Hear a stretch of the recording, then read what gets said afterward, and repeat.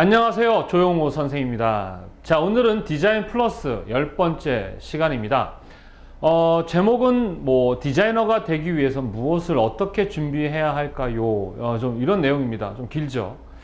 선생님이 앞전에서도 말했지만 저는 시각 디자인을 전공했고 또 디자인만 지금 거의 만으로 해도 한 18년, 19년 거의 이제 20년 차. 좀 오래됐습니다. 그리고 특히 이제 디자인 교육 쪽에서 일을 많이 했고 또 디자인 관련한 실무 일도 많이 했었습니다. 그래서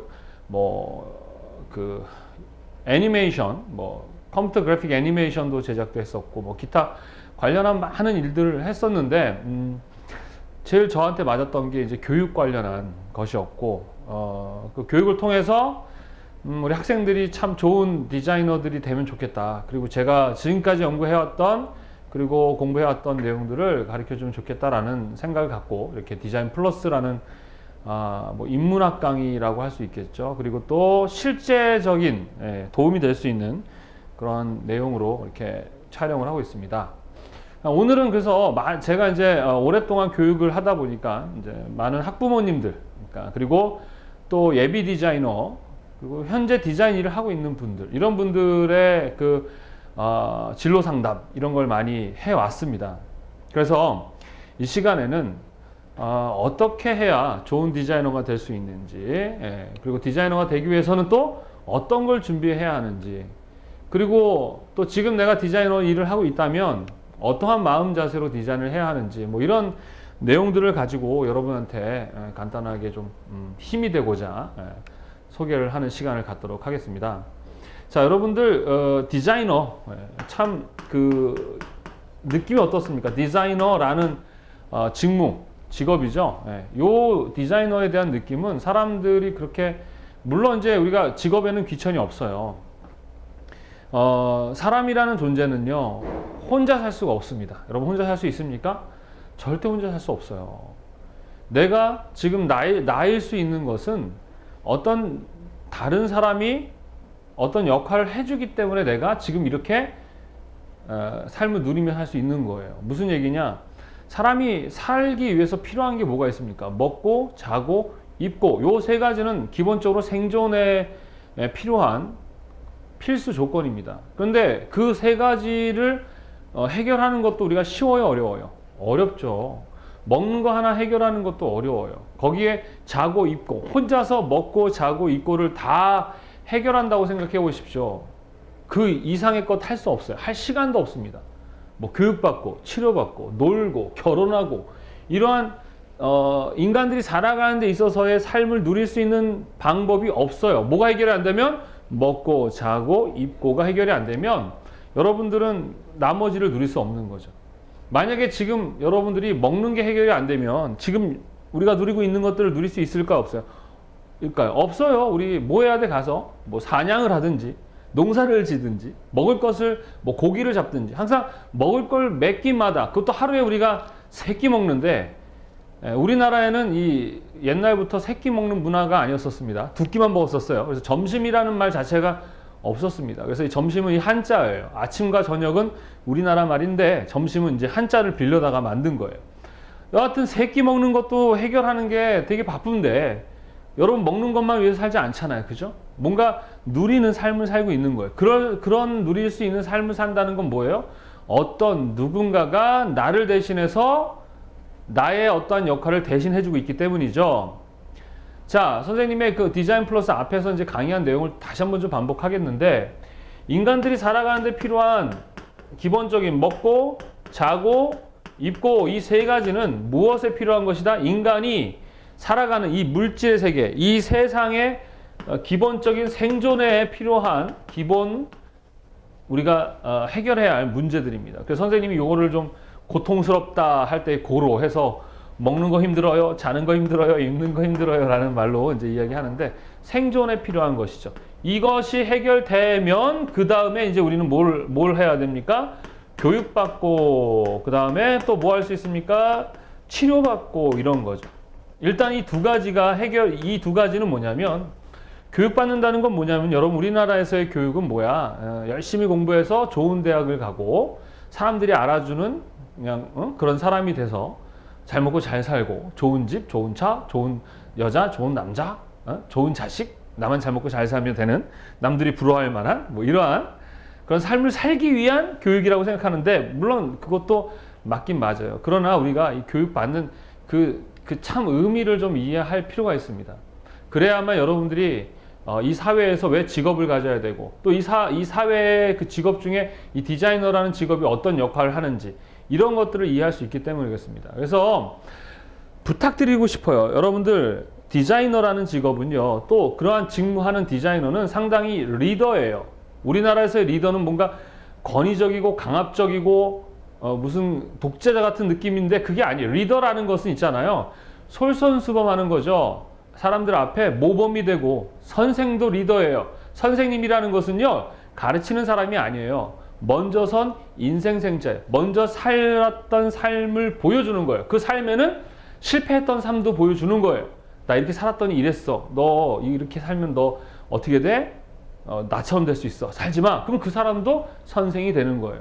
우리나라에 무슨 고등학교, 중학교, 임용고시 봐서 된 선생님만 선생이 아니라, 뭐한 분들이 선생이야? 나에게 배움을 주는, 가르침을 주시는 분들 다 선생입니다.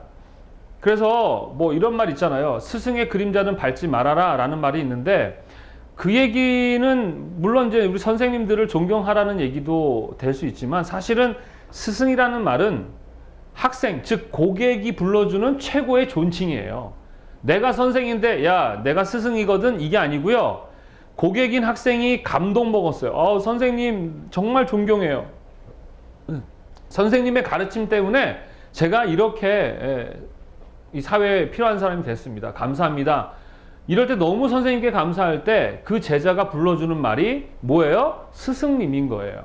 그게 무슨 얘기냐면, 스승의 그림자를 밟지 않아야 된다는 것은 학생들한테 하는 소리가 아니라 선생님들한테 하는 소리예요. 선생아, 너가 스승이 되면 제자들은 너의 그림자도 밟지 않게 될 거야. 그러니까 선생인 너가 스승이 되도록 노력해 라는 의미예요.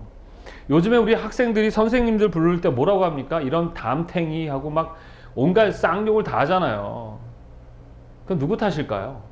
학생 탓이기도 하지만 선생의 탓이기도 해요. 저도 선생이라는 말을 참 좋아합니다.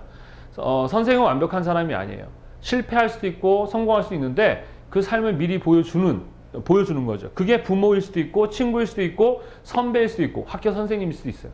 그래서 여러분들이 살면서 이 스승, 선생을 존경할 만한 선생을 만나면 그 삶이 참 풍요로워질 가능성이 높습니다. 저 같은 경우도 선생님이 3분 계셨어요. 근데 그 선생님 3분은 그 학교 선생님이 아니었었어요. 제 학교 선배였고요. 또 이렇게 그냥 지인들이었지만, 그분들을 통해서 내 삶이 좀 바뀔 수 있는, 내 생각이 바뀔 수 있는 기회를 제공받았던 아주 존경할 만한 선생님들 3분이 계셨어요. 그 덕택에 참 저 같은 바보가 그래도 정신 차리고 깨달아서 뭐 나름 지금의 이러한 뭐 실력도 없고 별품 없고 재산도 별로 없는 사람이지만, 그래도 선생이 돼 있고 또 나름의 학생들에게 배움을 주는 뭐 교수가 되어 있습니다. 제가 성공한 삶을 살았느냐? 그건 아니에요. 아까도 얘기했지만 저는 선생입니다. 그래서 선생님처럼 살지 마라. 또 내가 연구했던 좋은 것들을 알려주는 뭐 그런 목표로, 이제 과거에는 어떤 수익을 목표로 먹고 살아야 되니까 했지만, 이제는 좀 여러분들한테 좋은 디자이너가 될 수 있는 방법이라든가, 뭐 디자인을 통해서 어떻게 삶을 살면 좀 더 풍요로워질 수 있는가, 이런 방법들을 디자인 플러스라는 내용을 가지고 이제 소개하는 그런 시간입니다. 그래서 여러분들 좀 생각하셔야 돼요. 디자이너라는 것은 로봇가 아니에요. 제가 항상 교육할 때 우리 디자이너가 될 학생들에게 정말 요구하고 바라는 것은 창의적인 사람이 돼야 돼요. 창의적인 사람. 그래서 이 창의가 뭔지를 좀 더 알고 싶으면 선생님 앞전에 디자인 창의에 대한 강의가 2개가 있으니까 반드시 한번 들어보시기 바랍니다. 창의라는 것은 뭐냐면요, 뭔가 항상 새로운 것이라고 생각하시면 돼요. 근데 그 새로운 것은 창조는 아니라 그랬었어. 신처럼 무에서 유를 만들어내는 게 아니에요. 창의는 유에서 유로 가는 거야. 응? 발견하고 발전하고 융합한다라고 얘기했었죠. 그죠? 그래서 우리는 창의가 없다? 그럼 그 사람은 디자이너가 아니에요. 디자이너는 어떤 사람이 디자이너야? 뭐 옷을 뭔가 그럴듯하게 입고 말을 막 뭔가 고급스럽게 얘기하고 뭐 이런 사람들이 아니면 뭐 그림을 잘 그리고 뭔가 보기 좋은 어떤 것들을 만들어내는 그런 사람이 디자이너냐? 그렇지 않습니다. 이 디자이너는요, 우리가 인간은 뭐예요? 겉사람과 속사람이 있다고 했잖아요. 바로 이 속사람까지도 영향을 줘서 어떠한 사람들의 어떠한 행복을 제공할 수 있는 아주 그러한, 그리고 사람들의 의식을 바꾸고 이끌어가는 그런 리더의 역할을 하는 게 누구예요? 디자이너예요. 그러다 보니까 이 디자이너라는 말 자체의 어감 자체가 사람들은 상당히 긍정적인 언어의 느낌으로 받아들이고 본능적으로 이 디자이너들에게 우리 삶을 보다도 좀 좋게 좀 만들어 줘봐라는 기대치를 갖게 되는 거죠. 우리나라에서 좋은 직업, 그럼 뭐예요? 의사, 변호사, 검사, 판사, 공무원, 연예인, 뭐 이런 느낌. 그렇죠? 그런데 그 외에 뭔가 뭐 소위 말해서 노가다, 뭐 막일. 근데 사실 노가다, 막일 이런 뭔가 폄하하는 말이 없었으면 좋겠어요, 사실은. 우리 삶과 우리 생활 속에 아까도 얘기했지만 그런 어떠한 역할을 하는 분들이 있기 때문에 누군가가 농사를 져주고 있고 누군가가 집을 져주고 있고 누군가가 치료해주고 있고 각각이 사실 한 사람 한 사람마다 역할을 하고 있기 때문에 내가 지금의 삶을 누릴 수 있는 거예요. 바로 함께 살아가는, 그러니까 대한민국이라는 이 나라에서 함께 살아가는 우리는 뭐라고 한다? 사회라고 얘기하는 거예요. 이 사회. 근데 이 사회가 참 힘든 게 뭐냐면 나라는 존재가 가지는 욕심, 내가 하고자 하는 욕망, 욕구, 니즈가 어때요? 전 우주보다 넓어요. 그런데 나 같은 존재가 우리나라에 5천만 명이 있는 거야. 그러니 얼마나 말도 많고 탈도 많고, 막말로 여러분 학교도 다녀봤지만 그 몇 명 안 되는 그 학교 안에서에서도 얼마나 복잡한 이해관계에 의해서 서로 싸우고 미워하고 왕따시키고 막 이러한 복잡한 일들이 이루어지잖아요. 그런 이 대한민국, 나가서 중국이나 미국이나 뭐 이 큰 거대한 국가들은 더 대단한 거지, 그지? 여하튼 이러한 많은 사람들이 함께 살아가는 이 사회에 일단 이게 법과 질서로 굴러가는 것만으로도 사실 대단한 거야. 그러면 이 사회 안에서 어떤 사람은 먹고의 일을 하고 어떤 사람은 자고 입고 교육받고 치료받고의 일을 대신 하는데 이걸 우리는 역할이라고 합니다. 뭐라고 한다? 역할. 자, 이 역할 또는 이거를 직무라고 얘기를 한다고 그랬어요. 그죠? 그런데 모든 사람이 다 먹고만 해버리면 어떻게 될까요? 5천만 명 다 불행해지는 거야. 왜? 자고 입고 교육받고 치료받고가 해결이 안 되니까. 그래 안 그래? 그죠?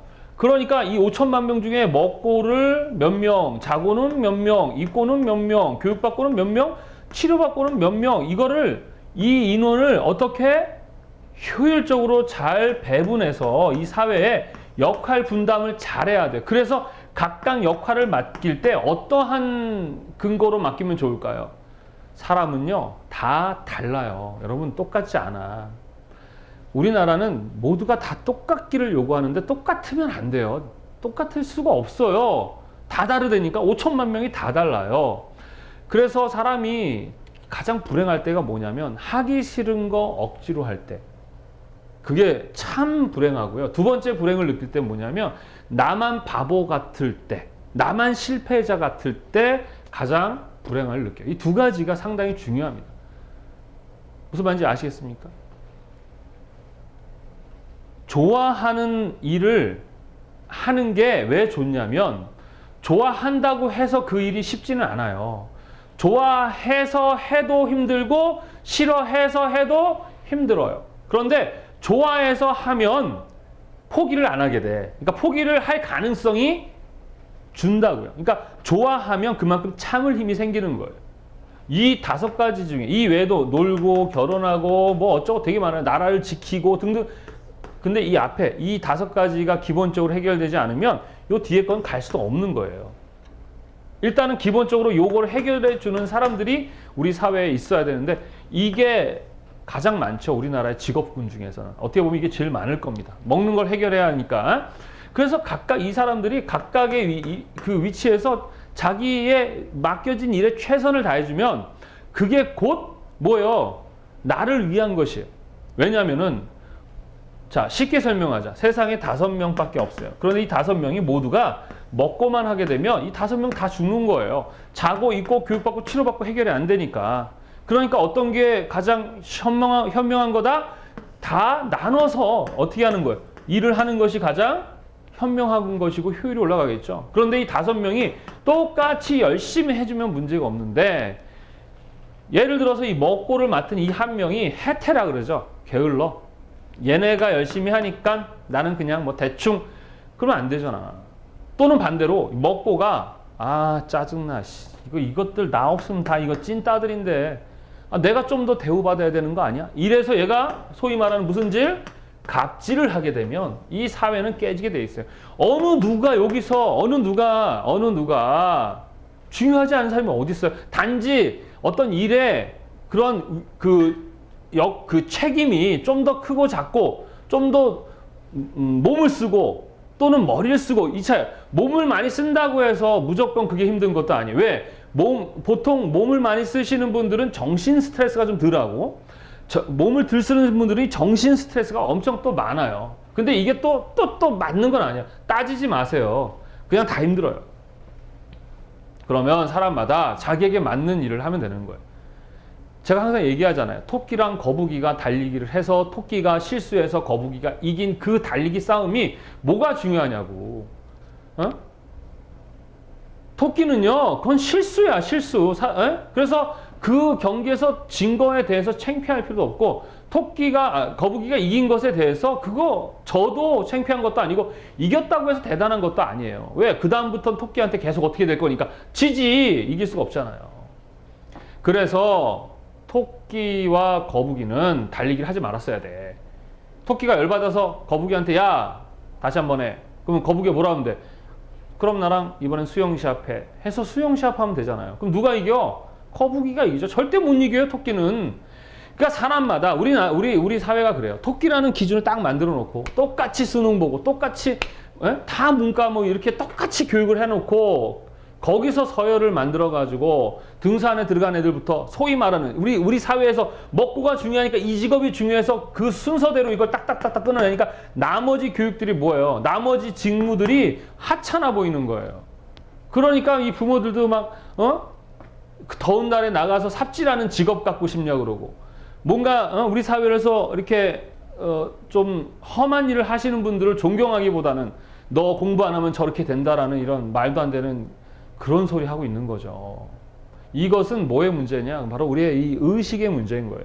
생각의 문제. 그래서 디자인 플러스, 선생님이 이 강의를 찍는 가장 중요한 이유는 꼭 디자인과를 나와야만 디자이너가 되는 게 아니에요. 여러분, 디자이너라는 것은 그림 그리는 사람이 아니에요. 물론 기술직의 디자이너들도 있지만 이 서양에서는 이 디자인이라는 것은 아주 일반화되어 있어요. 선진국 같은 경우는. 그래서 우리가 디자인 그런 말 자체가 외국에서는 그냥 설계하다, 계획하다 뭐 이런 말이에요. 그래서 인간의 삶을 보다 어떻게 행복하게 할까를 그 사람들은 다 디자인이라는 말을 사용을 해요. 우리는 그러죠. 야, 여행 가는 거 네가 좀 준비해 그러잖아. 그런데 이렇게 얘기하는, 야, 이번에 여행 가는 걸 좀 디자인해봐. 플랜이 아니야. 플랜을 넘어선 개념이에요. 많이 배려하고 어떤 환경들을 분석하고 하는 정말 많은 배려가 담겨져 있는 그런 행위를 우린 디자인이고, 그런 행위를 함으로 인해서 사람들을 행복하게 만드는 일을 하는 사람을 디자이너라고 그래. 그럼 그러한 일을 하는 사람은 어떤 준비를 해야 되고 어떤 의식을 가져야 하는가? 이거 되게 중요한 문제야. 마치 그냥 디자인과를 가기 위해서는 뭐 입시 미술이라든가 입시 뭐를 위한 어떤 학원을 다녀야만 되는, 정말 그랬으면 좋겠어요. 좋은 디자이너가 그림만 잘 그리고 정말 때려가지고 기술적으로 정말 기술을 막 잘 쓰는 사람이 좋은 디자이너가 된다면 그게 쉬운 것 같아요. 제가 봤을 때는. 왜? 기술은 노력한 만큼 결과가 나오니까. 그런데 디자인은 많은 부분 그런 기술적인 부분도 있지만 어떤 부분이 이 인간의 이 정신을 다루는 그러한 거기 때문에 엄청난 창의성, 그러니까 사람들과는 좀 더 다른 생각, 다르게 문제를 볼 수 있는 이러한 창의적인 그러한 자세를 갖추지 않으면 절대 좋은 디자이너가 될 수 없어요. 근데 우리나라의 교육은 창의적이지가 않아요. 물론 그렇다고 나쁘다는 얘기는 아니에요. 우리 교육은 쓰레기야. 우리 교육은 다 틀렸어. 이것도 틀려요. 우리 교육 좋아요. 왜? 그 교육이 지금의 대한민국 만들어냈잖아요. 그리고 나름 성공했잖아요. 그러니까 지금까지 해왔던 교육이 틀렸다? 아니다? 좋았다. 그러나 항상 시대가 바뀌거든요. 기술이 발전하고 또 지금 어때요? 소통할 수 있는 그 수단과 매체가 엄청나게 발전되고 있잖아요. 그죠? 이제는 여러분 길거리 다니면서 여러분이 얻고 싶은 모든 정보들을 시공간을 초월해서 얻을 수 있는 시대를 살고 있는 거죠. 이런 시대는 누군가에게는 피해지만 누군가에게는 기회예요. 아주 경험해보지 못한, 그러니까 조선시대 사람이 이 시대를 우리가 뭐예요? 지금의 시대를 상상할 수 없잖아. 그런 것처럼 시대는 바뀐단 말이야. 그럼 우리가 조선시대가 좋았으니까 지금도 우리끼리 조선시대처럼 살면 돼요. 괜찮아요. 근데 문제는 뭐냐면 다른 나라들은 그렇게 안 살잖아. 근데 이 나라가 보면 서로 아유 그냥 위해주고 그래 너 못 살고 가난하니까 도와주 이러지 않아요. 우리 인간 자체는 좀 이기적이야. 그러니까 그 인간들이 모인 그 나라는 더욱더 차갑고 이기적일 수밖에 없는 거예요. 그런 나라들이 있기 때문에 적어도 우리 인간들이 살아왔던 모든 역사를 보면 참 실수만 했었어요. 가능성 없어 보이지만 그러나 적어도 이 시대에 똑같이 살아가는 시대에 우리보다 잘 먹고 잘 살고 좋은 문화를 갖고 있는 선진국에 만큼은 살아야 될 거 아니야. 그리고 걔네들이 우리에게는 뭐예요? 좋은 경험이잖아요. 걔네들이 그렇게 우리보다 먼저 살아봤는데 어떤 실수로 어떤 결과를 냈다. 그런 자료를 바탕으로 우리화 시켜야죠. 그걸 또 창의라고 하는 거야. 무조건 따라하면 안 되죠. 왜? 걔네랑 우리 또 다르잖아. 그러나 참고하는 자료를 쓰는 거죠. 그렇기 때문에 어떻게 항상 그 시대에 맞춰서 나라가 바뀌어야 되는 거예요.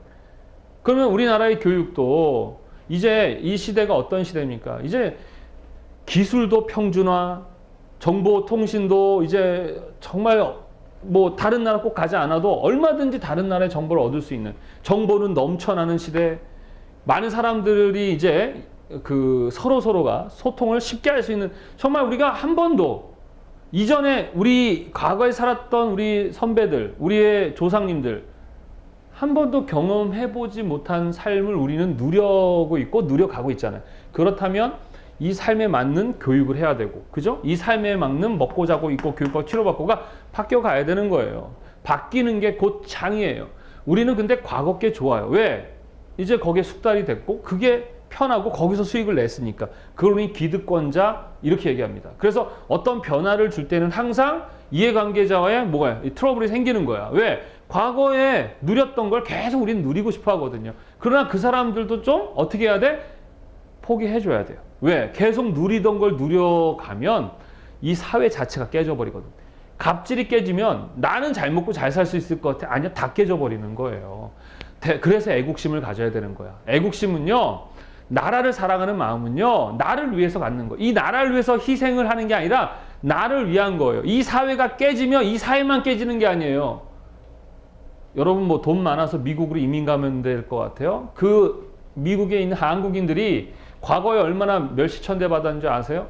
지금 대한민국이 이 정도의 국력을 갖고 있기 때문에 지금 미국이든 어디 외국에 사는 그런 우리 한국인 이민자들이 대우받는 거예요. 무슨 말인지 아시겠습니까?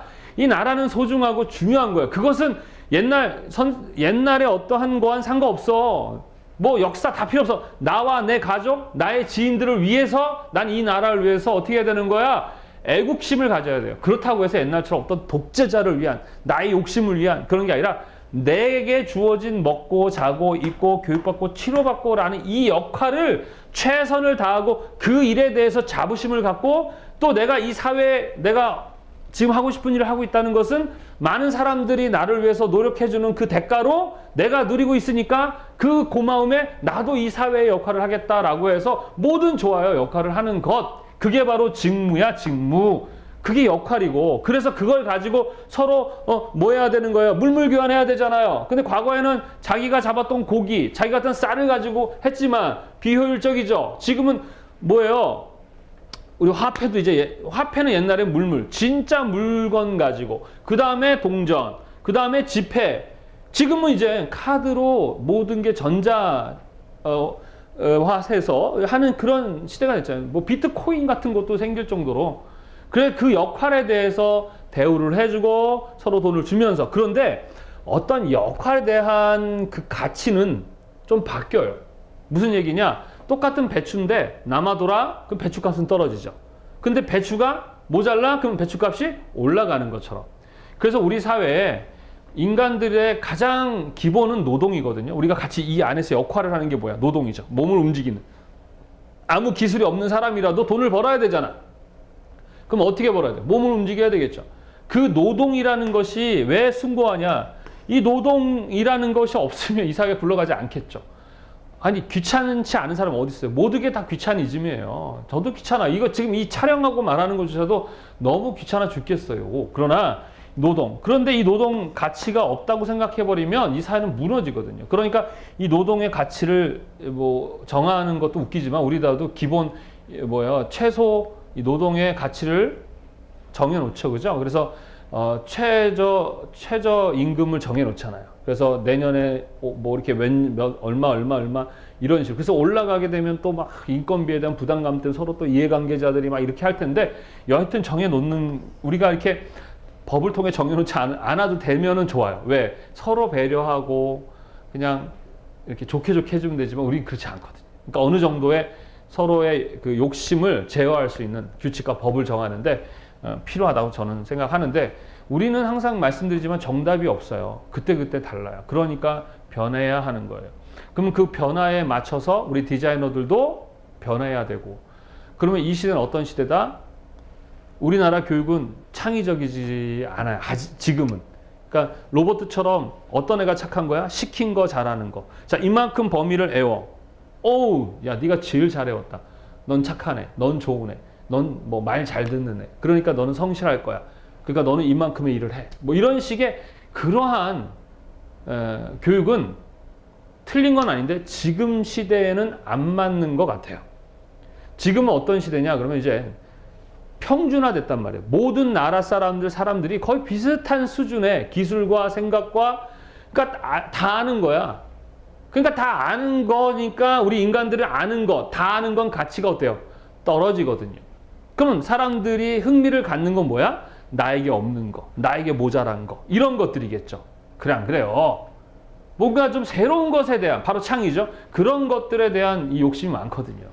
그러니까 그런 것들을 생각하려면 어떻게 해야 돼? 생각이 바뀌어야 되죠. 창의적인 생각을 해야 돼. 근데 창의적인 생각을 하려면 창의적인 경험을 해야 돼요. 그 경험을 교육을 통해서 창의적인 교육을 받아야 되는데 이런 거죠. 콩 심은데 콩이 안 나고 콩 심은데 팥 나는 것도 이상하잖아. 창의적이지 않은 교육을 했는데 창의적인 애가 나왔어.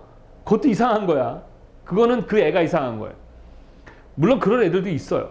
그 와중에. 그러나 대부분은 교육한 대로 되어지게 되어 있습니다.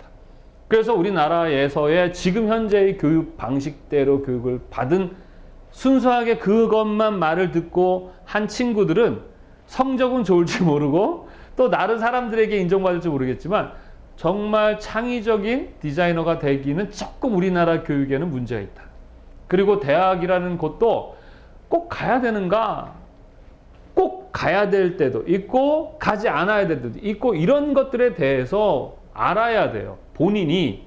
그러니까 부모님이 의사인 집안은 아이가 의사가 되는데 많이 된다고 하더라고요. 마찬가지인 것 같아요. 저도 제가 디자이너다 보니까 우리 아이도 디자이너가 되겠다고 했는데 돈도 좀 덜 들어가고 또 그 나이에 비해서 물론 더 유리한 건 맞는 것 같아요. 그러니까 뭐가 중요한 거냐면 자료가 중요한 것 같아요. 자료. 그러니까 어떤 경험을 누가 했던 것에 대한 그 자료를 습득하는 것이 상당히 중요해요. 그래서 뭐 요즘에 그렇잖아요. 뭐 좋은 명문대학을 보내려면 그 부모의 어떤 자료 수집 능력이라고 하는데 좋아요. 좋습니다. 그러나 그것을 부모가 해주면 안 돼요. 평생 부모가 다 해줄 거 아니잖아.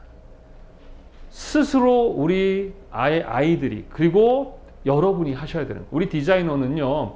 어떻게 보면 그 자료라는 게 되게 중요하거든요. 그 자료를 어떻게 찾아야 하는지, 어디에 있는지, 그걸 어떻게 융합을 해서 좋은 디자인을 하는 이 방법, 프로세스를 아는 것이 어떻게 보면 디자이너가 되는 데 있어서 되게 중요합니다. 그러니까 그렇다고 해서 지금의 어떤 교육 탓만 할 수 있다 없다? 없다. 그러니까 여러분의 생각이 좀 바뀌어야 돼요. 지금 디자이너가 되는 데 있어서 가장 중요한 첫 번째 해야 할 것은 뭐냐? 바로 이 생각을 바꾸는 것이에요. 그래서 옛날에 뭐 생각하면 생각하는 대로 되고 뭐 이런 노래가 CF가 있었죠. 생각하면 생각한 대로 된다는 게 맞아요. 왜? 생각하면 내가 몸이 따라가잖아요. 아침에 여러분들이 오늘 뭐 해야지 하고 했더니 그 몸이 그걸 하고 있잖아요. 그래서 생각하면 생각한 대로 몸이 따라가게 되고 따라간 몸이 습관이 되고 그 습관이 여러분의 인생과 저의 인생을 어떻게든 바꿔버리는 거예요. 무슨 말인지 이해되십니까? 자, 그래서 어떻게 창의적일 수 있는가? 이거 참 고민을 많이 해볼 문제입니다. 지금의 교육 환경에서도 창의적인 노력을 해야 되는데 일단은 세상에는 정답이 없다라고 생각하셔야 돼요. 뭐라고요? 뭐가 없다? 정답이 없다. 정답이 없다. 우리 디자이너가 되고자, 우리 디자이너들, 또 특히 디자이너가 되고 싶은 어린 학생들은 있잖아요. 맹목적으로 어떠한 정보, 그러니까 외부에서 누가 가르쳐 줄 거 아니야. 그러면 그 정보를 맹목적으로 받아들이면 안 돼요. 나의 어떤 생각을 하지 않으면서 그냥 무조건 받아들이면 안 돼요. 항상 여러분 정보, 어떤 누군가의 이야기를 들으면 쉽게 얘기해서 야 그렇대 라고 하면 항상 여러분은 그럴 수도 있고 아닐 수도 있겠지 이런 생각을 항상 해야 돼요. 그렇다고 해서 여기서는 중요한 게 뭐냐, 안티적인 생각, 딴지를 걸고 서로 막 싸우고 논쟁하는 문제가 아니에요. 그래? 네 말도 맞을 수 있는 것 같아. 아 그래? 근데 그렇지 않을 수도 있잖아. 그럼 상대방을 기분 나쁘게 너 그렇지 않잖아 이게 아니라 그렇구나 하고 넘어가면서 받아주는 척하면서 머릿속에서는 어떻게 해요? 그럴 수 안 있다라는 생각을 하시면 돼요. 제가 앞전에도 얘기했지만 우리가 살아가는 이 삶에 어떠한 진리는 별로 없어요. 진리라고 하는 거야 인간은 모두 죽는다 정도밖에 없다고. 모든 건 다 그럴 수도 있고 아닐 수도 있는 거예요. 디자이너는 고집을 부리거나 내 생각을 강요하거나 하는 그런 일을 하는 사람이 아니에요. 많은 사람들의 이야기를 들어보고 그 이야기 속에서의 가장 최적화된 것을 내가 만들어서 제안을 해주는 거예요. 그런 능력, 즉 필터링, 창의적인 능력을 가져야 돼요. 그러려면 여러분들이 정답이 없다, 즉 고정관념이 없어야 돼요. 여러분들이 누군가를 미워하거나 질투하거나 싫어하거나 이런 것들이 많다는 것, 쉽게 그런 게 좀 많다 자기가, 그건 아주 고정관념이나 이런 정답이 많다고 생각하는 사람이에요. 어떤 사람을 미워해. 이 사람 정말 미워. 그러면 모든 이 5천만 인구가 다 미워하면 개 탓이야. 그런데 그 사람은 나는 미워하지만 그래 한 90명이 미워하는데 10명이 좋아해. 그 10명이 이상한 사람들이에요? 아니, 한 명이라도 좋아하는 사람이 있으면 그건 내가 좀 문제 있다고 보셔야 돼요. 왜? 나라는 사람이 만들어 놓은 기준에 들여대보고 그 기준에 안 맞으면 너는 나쁜 사람이야 라고 하는 거거든요. 그렇게 되면 이 사람은 다 나쁠 수가 없어요. 좋은 점도 갖고 있고 나쁜 점도 갖고 있거든요. 그러면 나쁜 점만 보는 게 아니라 그 사람이 갖고 있는 장점을 내 것으로 만들어야 돼요. 인간은 서로 만나면서 발전하고 문화도 만나면서 발전하고 나라도 만나면서 발전하는 거거든요. 인간은 혼자 자기의 정체성을 만들어갈 수 없다라고 앞전에 강의를 했었죠. 그죠? 그래서 어떻게 해야 되는 거예요? 모든 어떤 소통의 문제, 이 창의의 걸림돌은 누구다? 사실은 나다. 어떤 문제를 자꾸 바깥에서만 찾는 사람들, 그게 일반적인 우리의 모습인데 디자이너는 어떻게? 나에서 문제를 찾아내야 돼요. 그 어떤 소통에 너 탓이야. 맞아요. 개 탓이에요. 근데 디자이너가 되겠다고 하는 사람들은 그렇게 해가지고는 좋은 창의성을 발휘할 수 없기 때문에 어렵죠. 선생님도 참 어려워요. 거의 불가능하다시피 하는데도 여러분들은 그렇게 해야 합니다. 스트레스 많이 받겠죠. 그렇지만 세상에는 정답이 없고 정답이 없다. 거짓말이 나빠요? 그렇지 않잖아. 필요에 따라서는 거짓말 필요합니다. 여자친구가 나 이뻐? 그랬는데 객관적으로 못생겼어요. 그런데 난 거짓말할 수 없어. 넌 쓰레기야. 이럴 수 없잖아. 거짓말 해야죠. 그죠? 욕이 나빠요? 아니 그렇지 않아요. 거짓말과 욕이 나쁜 게 아니라 필요에 따라서 적재적소에 그걸 사용할 수 있는 능력을 갖춰야 돼요. 욕도 나쁘지 않잖아요. 친근함을 표현하는 수단이기도 하잖아요. 근데 문제는 써야 할 때와 쓰지 말아야 될 때를 구분하지 못하니까 쓰지 않아야 될 때도 계속 욕을 쓰잖아요. 친구들끼리야 서로 소통하는 관계니까 써도 되는데 그렇지 않은 사람 앞에서는 자기가 생각해서 아 이건 저 사람들은 이해 못하니까 쓰지 말아야지. 뭐 그러한 생각을 할 수 있는 능력을 갖추는 게 중요한 거지. 어떠한 뭐가 뭐 이렇게 나쁘다 좋다 이건 없어. 세상에는 무엇이 없다? 정답이 없다. 두 번째는 인간은 뭐예요? 믿는 존재가 아니다. 인간을 믿으면 안 된다예요. 오해하지 마세요. 인간을 미워하라는 게 아니에요. 인간을 무시하라는 게 아니에요. 그냥 인간은 원래 약해요. 그래서 먹고 자고 있고 교육받고를 혼자 해결하지 못해요. 내가 어떤 사람을 믿지 않으면 그 사람한테 실망하지 않게 돼요. 무슨 말인지 알겠습니까? 우리가 왜 실망하니? 믿었기 때문에 그래요. 저희 아이가 어떤 실수를 하잖아요. 그러면 화가 나고 짜증나죠. 왜? 내가 너한테 그러지 말라고 했는데 왜 그래? 나의 기준에서 너무 안 맞으니까 막 때리거나 욕하거나 화를 내죠. 근데 선생님이 인간을 믿질 않아요. 왜? 초등학생은 초등학생다운 게 뭐야? 실수하고 뭔가 계속 잘못하는 게 걔 모습이라고 저는 생각을 해요. 그러니까 짜증나고 화는 나지만 마음의 상처가 안 되는 거야. 그래서 혼을 낼 것도 10개 낼 걸 한두 번만 내고 말아요. 머릿속에서 어떤 생각이 들어? 아유 이런 초딩. 아유 됐다. 그럴 수 있지. 이렇게 되는 거지. 무슨 말인지 이해되십니까? 정답이 없고 인간을 믿으면 안 돼. 인간을 믿는 건 바보예요. 왜? 먹고 자고 있고 그 세 가지도 혼자 해결 못해요. 우리 인간은. 그러한 불완전한 존재를 믿는 것 자체가 바보라니까. 그러니까 그 사람들을 미워하거나 무시하라는 얘기가 아니라 인간은 사랑해줘야 할 존재라는 거예요. 사랑해줘야 할 존재. 뭔 말인지 이해했으면 좋겠습니다. 예. 이렇게 이해하고 듣는 분들만 들으시기 바랍니다. 자, 그래서 일단은 생각이 바뀌어야 된다. 뭐가 바뀌어야 된다? 생각이 바뀌어야 된다. 예. 어떤 생각? 디자이너다운 생각. 바로 뭐냐? 그러면 이러한 생각 플러스 인간을 뭐 해야 된다? 사랑해야 한다. 뭐 해야 된다? 사랑해야 한다. 사랑해야 된다. 디자이너가 되는 데 있어서의 기본은 바로 인간에 대한 사랑이에요. 그럼 여기서 말하는 사랑은 뭐냐? 저 사랑하는데요? 저 여자친구 사랑하는데요? 뭐 이런 에러스라든가 뭐 이런 거 말고 뭐 부모의 사랑 이런 거 말고 사랑의 의미는 뭐냐면요. 사랑은 다른 사람을 위해서 내가 희생하는 거예요. 그게 사랑이에요. 엄마, 아빠, 아버지가 안 놀고 싶겠어요? 아버지도 늦잠 자고 싶지 않겠어요? 엄마도 늦잠 자고 싶어하고 엄마도 자기가 놀고 싶은 거 다 놀고 그러고 물론 그런 사람들도 있어. 그런 부모들도. 그렇지만 많은 부분 우리의 부모라는 것은 뭐예요? 자기가 하고 싶은 거를 어떻게 안 하면서 그죠? 나의 가족을 위해서 나름 희생하는 거잖아요. 안 그래요? 저도 마찬가지라니까. 놀고 싶어요. 저도 여러분 놀고 싶은 것처럼 저도 놀고 싶고 일 안 하고 싶어요. 가족? 신경 안 쓰고 싶어요. 저도 어제까지만 20대였고 노는 거 좋아했고 철없는 그런 청소년이었어요. 근데 내가 왜 지금 이렇게 변해 있는지 저도 이해가 안 돼요. 그렇지만 내가 열심히 일을 하지 않으면 우리 가족들이 어때요? 편하게 살 수 없잖아요. 그러니까 내가 편하게 살고 싶은 걸 희생하고 가족을 위해서 돈을 버는 그 행위가 사랑인 거예요. 그러면 그 사랑을 받는 그 대상자들은 무의식적으로 그걸 느껴요. 그러면서 마음속이 배불러집니다. 그게 바로 사랑이에요. 그래서 여러분들 디자이너는 이 사랑이 많아야 돼요. 그러니까 사람을 사랑하라는 그런 애정적인 게 아니에요.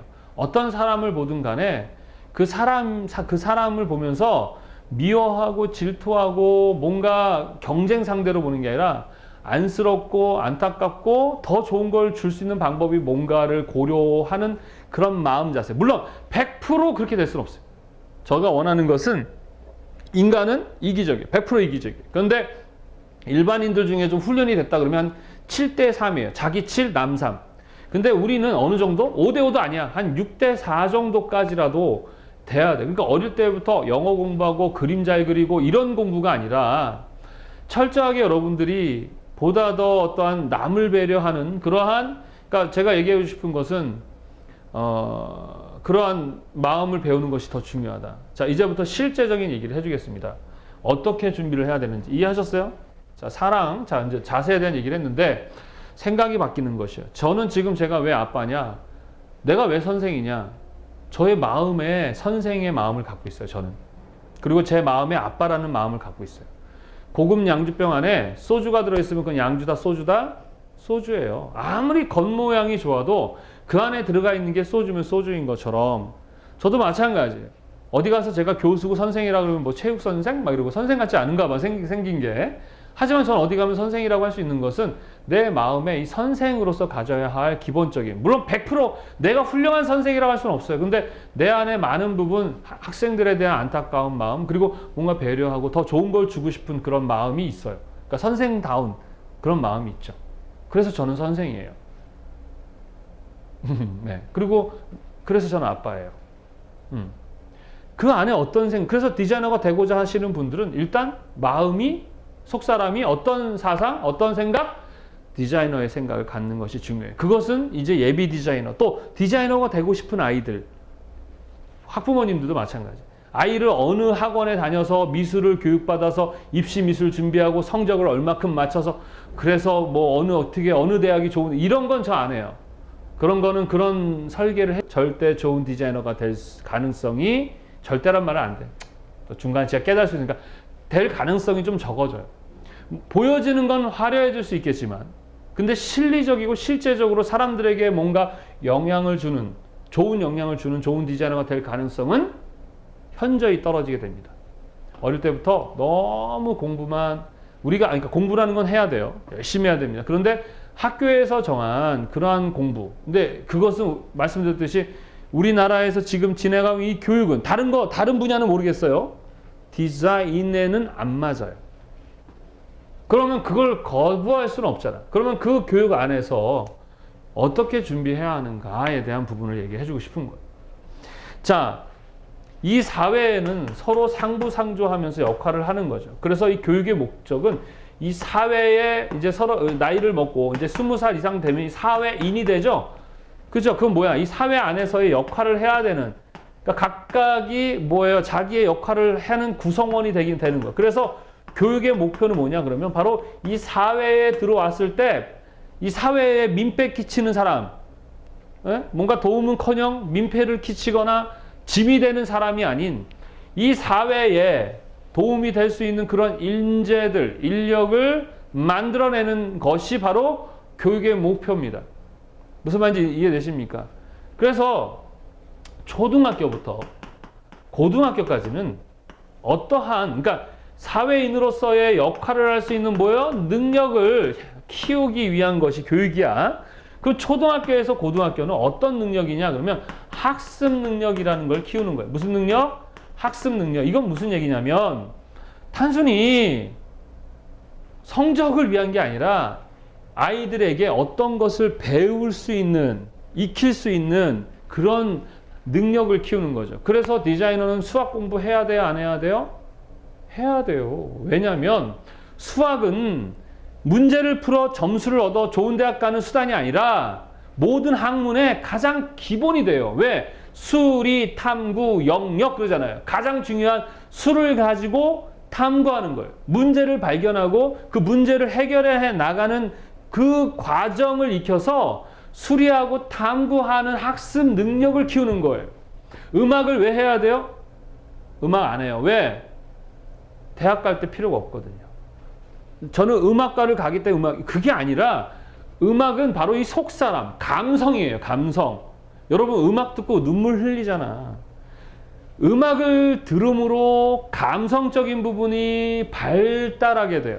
훈련해야 봐요. 근육도 움직여야 근육이 생기듯이 감성도 맞아요. 그래서 미술인이 뭐예요? 음악인이 이런 건 철저하게 사람들의 감성, 이 음악과 미술을 꼭 하지 않더라도 그 교육을 받아야 감성적인 사람이 돼야 사람을 어떻게 배려할 수 있고 같이 공감할 수 있는 능력을 키우게 되는 거예요.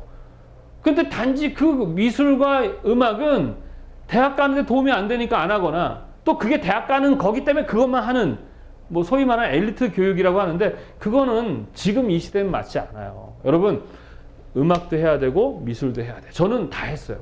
웬만한 음악 악기를 다 달아요. 드럼, 베이스, 기타, 키보드, 피아노 잘 치지 않지만 또 노래도 하고 작곡, 작사 이런 거.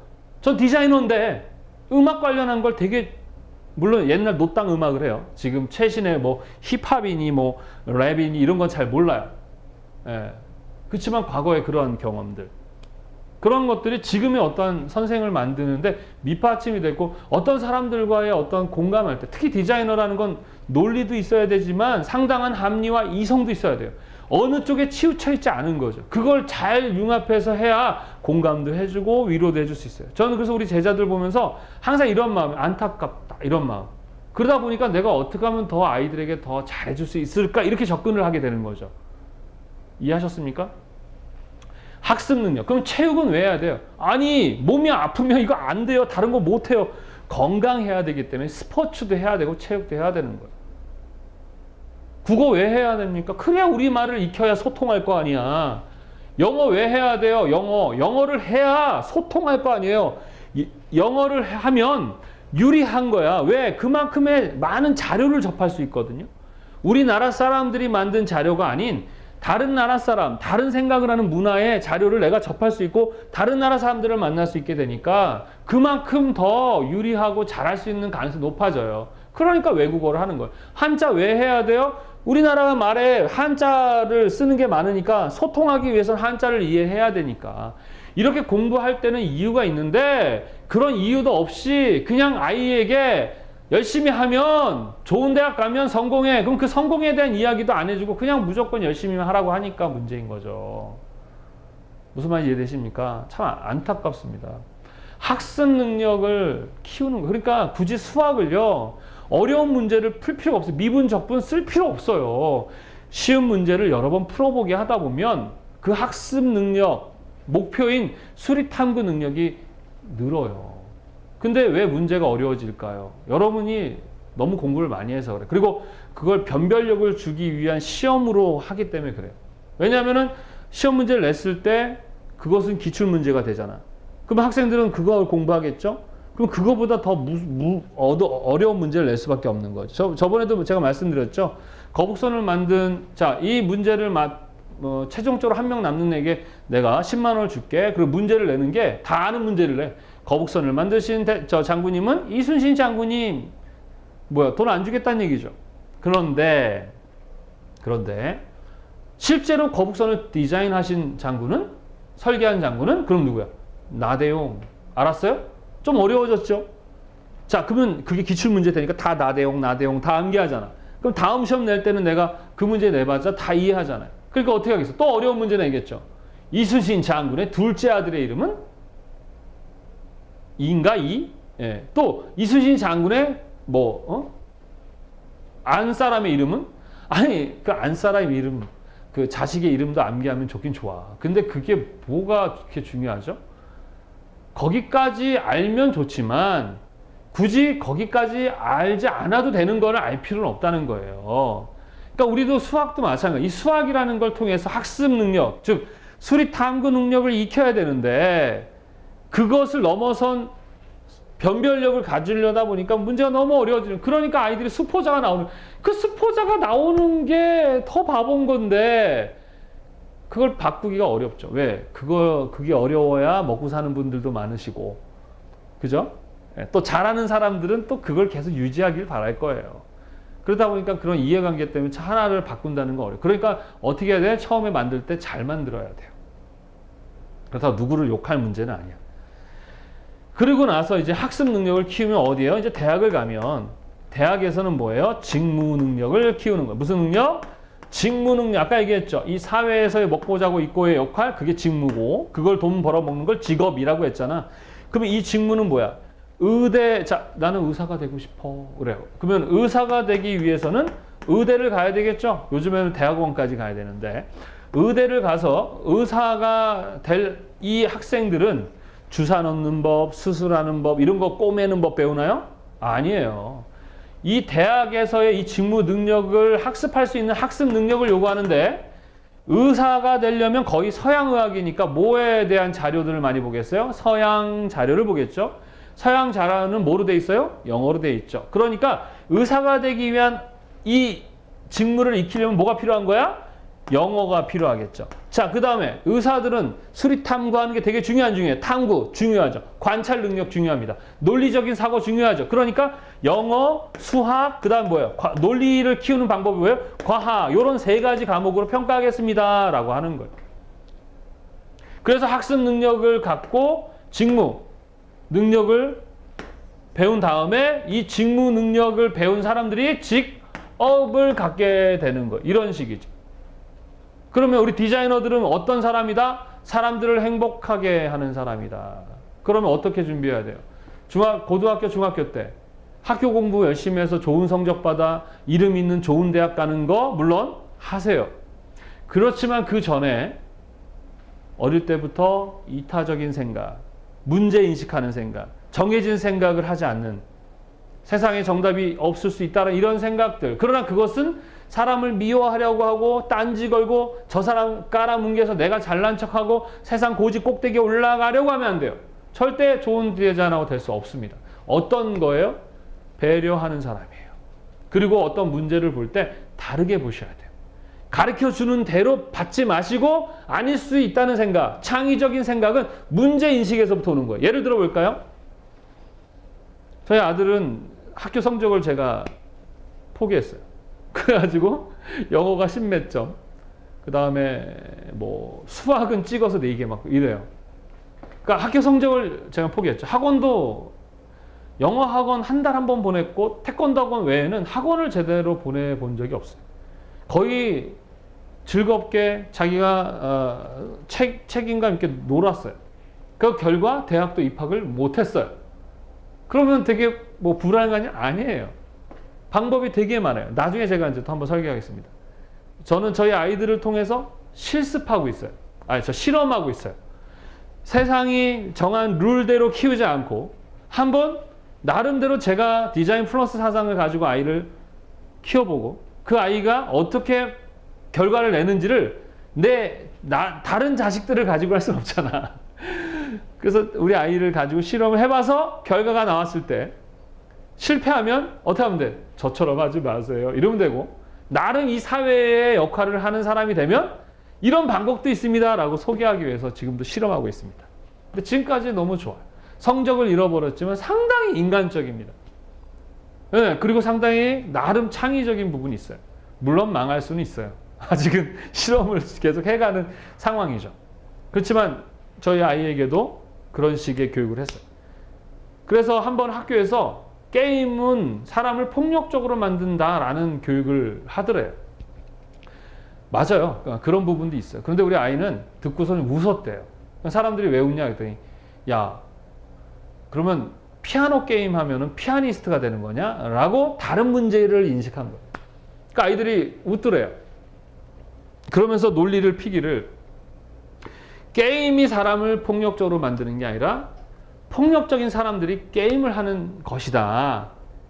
그리고 실제 미국에서 폭력적인 사람들이 게임을 통해서 자기 스트레스를 풀므로 그 폭력성이 좀 내려갔다라는 뭐 보고서도 있다. 이런 식으로 자기가 다른 생각을 하는 거죠. 제가 그 아이의 생각이 100% 맞다고 생각하진 않아요. 아까 얘기했듯이 이럴 수도 있고 또 게임이 폭력적으로 만들 수도 있어요. 그렇지만 다른 의견의 생각을 해야 문제인식이 달라지는 거예요. 만약에 게임은 폭력적으로 만드는 것이다 라고 문제인식해버리면 어떻게 해버려요? 그 게임에 대한 어떤 해결책은 마치 옛날에 우리나라의 만화와 같은 결론을 내게 돼요. 선생님 어릴 때 사실은 만화가가 되는 게 좀 하나의 꿈 중에 하나였어요. 그래서 옛날에 보물섬이라 그래가지고 이만한 그런 만화가 있었거든요. 근데 그거를 막 엄청 사서 집에 막 쌓아놓고 보고 그랬었어요. 그런데 그 당시 지금의 게임도 게임방에 그 백수들이 그냥 먹으면서 그런 모습, 그것만 생각하듯이 그 당시 만화방도 그런 모습이었어요. 그러니까 사람들의 의식은 만화하면 그렇게 된다 이렇게 생각한 거야. 그거랑 무슨 상관이야 도대체. 그렇지만 그렇게 인식하고 만화에 대한 중요성을, 문제인식을 그렇게만 하다 보니까 이 만화에 대한 투자를 안 하게 되고 도리어 만화를 핍박하게 되는 그런 상황이 되고, 만화는 나쁘다라는 인식을 갖게 된 거죠. 그럼 누가 그 일을 하겠어요? 그런데 그 당시 똑같은 그 일본이라는, 선생님 어릴 때만 해도 일본이랑 우리나라의 만화 실력이나 이런 건 비슷했었어요. 일본이 약간 앞서 있었지만. 그런데 우리나라는 그렇게 투자하지 않고 인식이 나쁘게 될 때 일본에서는 그 만화를 키웠잖아. 그 결과 어떻게 됐습니까? 우리나라 지금? 전 세계 60% 이상의 만화 시장을 일본이 장악했고, 그럼 만화 시장만 장악했으면 좋아. 그러나 그 만화라는 그 안에는 일본인들의 생각과 정서가 문화가 들어가 있단 말이에요. 여러분과 저는 어느 부분 많은 부분 일본인이 돼 있어요. 왜? 짱구를 보고 자랐기 때문에. 그 짱구 일본 놈이에요. 일본 아이예요. 그 아이가 했던 행동들, 그 말, 그 방식들은 다 일본 거란 말이에요. 근데 나도 모르게 따라하고 그 생각에 젖어들면서 나는 일본인이 된 거예요. 그래서 이 문화, 이러한 것은 무서운 거예요. 그 당시에 의식이 그렇게 만든 거였는데 지금도 게임이 나쁘다라고 생각을 해요. 그래서 부모들이 게임을 못하게 하고, 그래서 게임이 핍박받고 있는 거죠. 억울한 거잖아. 아니 왜 게임이 폭력적이에요? 그러면은 술이 사람을 더 폭력적으로 만듭니까? 게임이 폭력적으로 만듭니까? 술이 사람을 더 폭력적으로 만들잖아. 그럼 술 먹지 말아야지. 못 먹게 해야지. 그러면 안 돼요. 세상 정답은 없어요, 여러분. 편협된 생각, 편을 가르는 생각, 내 생각이 맞다는 이런 것은 물론 필요에 따라서는 필요하지만 우리 다른 사람들 얘기 아니야. 디자이너가 되고자 하는 여러분과 저는 그런 생각이 창의성을 뭐한다? 막는다라는 걸 여러분들은 염두에 두셔야 돼요. 그래서 이제 초등학교, 중학교, 고등학생이다? 그럼 디자이너가 되기 위한 학습 능력은 뭐예요? 수학하세요. 수학 공부 하시란 말입니다. 수학을 통해서 뭐 하라고? 학교 점수 보지 마시고요. 뭐해? 수리 탐구 능력 키우세요. 과학하세요. 그래서 뭐 해야 돼? 논리성을 키우세요. 엄마들이 저한테 전화해서 우리 아이는요 공부하는 걸 너무 싫어해요. 그림만 그려요. 그래. 근데 왜 저한테 전화를 할까요? 전 디자이너를 양성하는 그러한 일을 하는 사람인데 그림만 그리는 아이는 디자이너가 되면 안 돼요. 그 아이는 어떤 일을 해야 돼요? 그림 그리는 일을 해야죠. 디자이너는 그림 그리는 일을 하는 사람이 아니라 그림을 이용해서 디자인을 하는 사람이에요. 그러니까 어릴 때부터 시키는 것만 하지 마세요. 그래서 제가 부모님들 말 듣지 말라 그래. 선생님 말 듣지 말라 그래. 그럼 또 학생들이 엄마가 악용해 또. 쓰레기 좀 갖다 버려줘. 그러면 엄마 말 듣지 말랬어요. 쓰레기 이기가 아니. 그런 거 들어야죠. 들으란 얘기는 듣지 말라는 얘기는 듣지만 머릿속에서 아닌 건 버리고 할 수 있는 필터링을 하라는 얘기예요. 선생님이라고 해서 다 맞나요? 틀리면 기분 나쁘지 않게 선생님 저 생각은 이렇습니다 하고 예의 바르게 자기의 의견을 얘기할 수 있는, 시키면 시키는 대로 불합리하더라도 하는 그런 사람 말고 어릴 때부터 그런 훈련을 하셔야 돼요. 그게 창의예요. 체육도 열심히 하세요. 건강해야 합니다. 나중에 있잖아요. 우리 디자인 쪽 일은요. 상당한 체력을 요구하는 일이에요. 그러니까 어릴 때부터 이 체력을 건강하게 다루지 않으면 하고 싶어도 할 수 없는 직종 중에 하나가 바로 디자인이에요. 그리고요. 음악도 하십시오. 특히 미술 직접적으로 많이 써먹을 때가 많아요. 뭐 아이디어 스케치를 한다든가 내가 어떤 표현할 때 쓰는 일이 있으니까 하세요. 미술학원 다녀야 되나? 다니면 도움이 되니까 다니세요. 그러나 미술 자체가 목적은 아니에요. 그림을 잘 그리는 것 자체가 이 디자인의 목적이 아니에요. 아셨죠? 수단이에요. 도구니까. 그래서 다양한 음식을 먹듯이 우리는 디자이너는 다양한 경험을 하셔야 돼요. 책도 많이 읽으세요. 그래서 사람들이 어떤 생각을 하는지 또 다양한 사람들의 어떤 생각들을 훔쳐보세요. 투사한다 그랬죠? 그러려면 많은 사람들과 대화하고 만나보고 하셔야 돼요. 이때 이렇게 하십시오. 그러면 좋은 대학은 어떻게 해요? 안 가도 된다 이렇게는 안 하지만 정해진 룰이 있으니까 그것까지 준비할 수 있으면 하세요. 그러나 꼭 좋은 대학, 사람들이 알려져 있는 그런 대학을 꼭 가야 되느냐? 그렇진 않아요. 자기가 능력이 안 된다면 그렇지 않은 방법도 있어요. 제가 다음 시간에 저희 아이를 어떻게 실험하고 있고 어떤 결과가 날지를 미리 한번 제가 설계하는 시간을 갖겠습니다. 그런 방법도 있다라는 거를 제가 알려드릴게요. 그러니까 저의 방법이 무조건 맞은 게 아니에요. 그렇게 하세요. 좋은 대학 갈 수 있는 방법도 있다면 그렇게 하세요. 다 하세요. 그러나 그것은 하나의 내가 하기 위한 룰이고 규칙이니까 하지만 거기에 내 정신까지 따라가지 말란 얘기. 내 정신은 항상 목표를 갖고 정체성을 갖고 필터링할 수 있고 세상을 바라볼 때 정답이 있는 그대로를 받아들이지 말고 창의적으로. 그러나 그 모든 것은 나의 부귀영화, 나의 잘됨이 아닌 인간을 사랑하는 마음. 얘기했죠? 디자이너는 머리로 꿈을 꾸는 사람이 아니에요. 어디로 꿈을 꿔야 돼요? 머리로 생각하는 사람이 아니에요. 무엇으로? 가슴으로 생각해야 되는 사람이에요. 머리는 아프죠. 나에게 손해가 될 때 머리가 아파요. 그러나 내가 사랑하는 사람이 아프면 내 마음이 아파요. 디자이너는 그런 거예요. 그림이나 잘 그리고 돈이나 많이 벌기 위해서 디자이너가 된다? 네, 돼요. 해보세요. 그러나 그럴 경우 어떠한 이 사회와 사람들에게 영향을 미치는 좋은 디자이너가 될 가능성은 없습니다. 조급해하지 마세요. 여러분, 좋은 디자이너는 있잖아요. 돈 많이 버는 사람 아니에요. 실수도 많이 하셔야 돼요. 그래서 사람들이 아파하는 것들을 많이 경험하세요.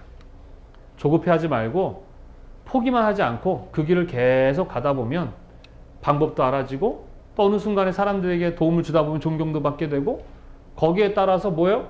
돈도 벌게 되는 거예요.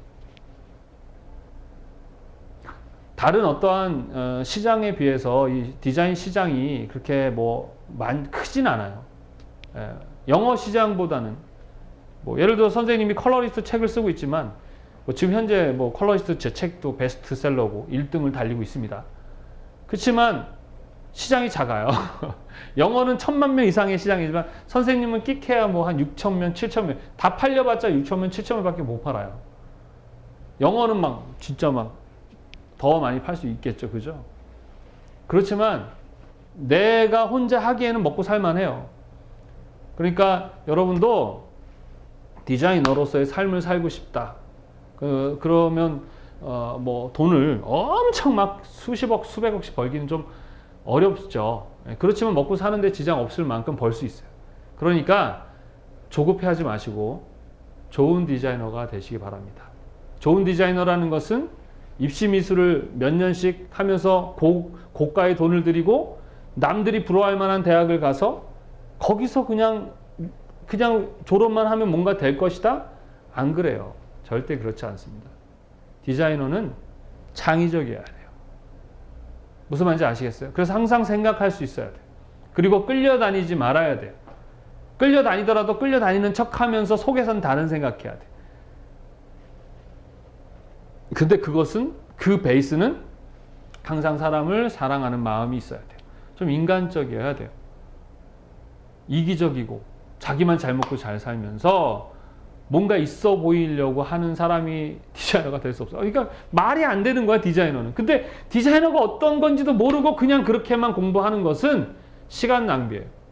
선생님이 가르쳐준 이 방법, 이것이 정답이다 이렇게 얘기는 안 하지만 제가 지금까지 살아오면서 이 디자이너로서 삶을 살면서 연구하고 깨달은 내용이고 실제 그렇게 살아왔던 제자들이 훨씬 좋은 결과를 내는 그런 사례를 많이 봤습니다. 그래서 선생님 시간이 이제 또 이후에 또 디자인 플러스에 대한 얘기를 하겠지만 좀 더 구체적으로 그럼 어떻게 준비를 더 해야 하는가 이런 거를 좀 이야기를 하겠습니다. 그리고 현직 디자인을 일하고 계신 분들도 참 오해하는 게 자기 일이 디자인의 전체인 양 얘기하셔요. 그래서 야근하고 힘들게 일하는 것에 대해서 정말 별로라고. 안 그래요. 그렇지 않습니다.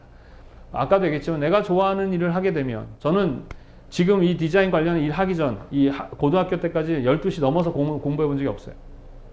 하기도 싫었고 힘들었고. 그런데 내가 하고 싶은 지금 디자인 일을 하니까 이틀을 밤샌 적도 있어요. 그런데 힘들고 하기 싫지만 그래도 하게 되고 힘들지만 그래도 괜찮은 것 같아요.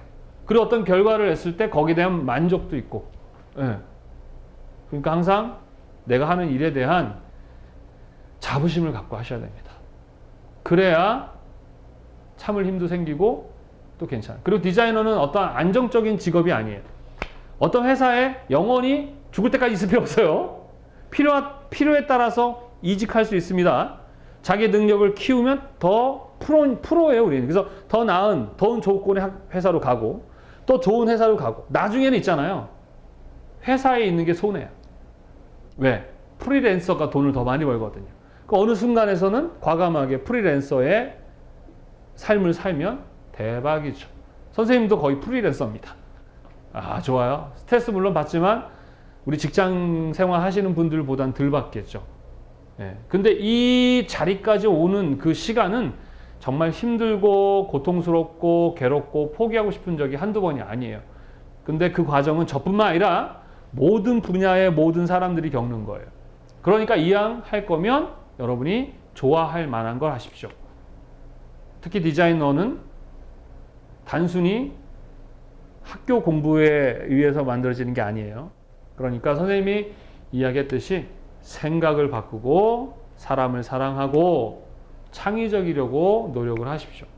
주어진 학교 공부도 열심히 하시고요. 이해하셨습니까?